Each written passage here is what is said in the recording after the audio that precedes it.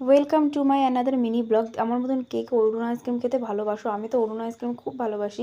আর দেখতেই পাচ্ছ শাটারগুলোর জন্য চলে এসেছিলো। তারপরে আজকে অনেকদিন পরে একটু খবর কাগজ পড়ছিলাম। আজকে বুকিং ছিল আমার পার্টি মেকআপে। তোমরা কে কে চেনো কালীদিকে? ফেমাস কালীদির হোটেলটা তোমাদেরকে আমি দেখিয়ে দিলাম। আর দেখো আমি চলে এসেছি আমার লোকেশনে, তোমাদের সাথে পার্টি মেকআপগুলো সব শেয়ার করছি। দেখো সাজানোর সময় ভিডিও করতে পারিনি কারণ খুব চাপ ছিল আজকে, ওই জন্য। আর জাহানারা নিজে ভিডিও করে নিল। তবে যাওয়ার সময় কটা ভিডিও করেছিলাম। দেখো আসলে লাইটও কম ছিল ওদের বাড়িতে, তাই ভালো করে দেখাতে পারছি না।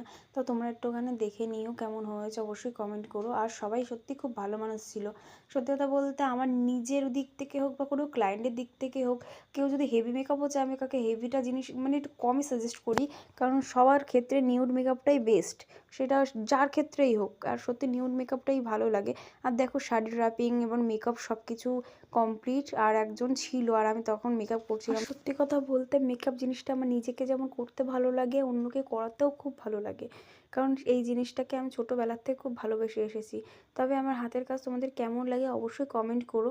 আর দেখতেই পাচ্ছ জানালা দিয়ে একটু ভিডিও করে নিলাম, তখন আমি গিয়ে একটু পোস্ট টোস্ট মেনে নিলাম, আর কি করব।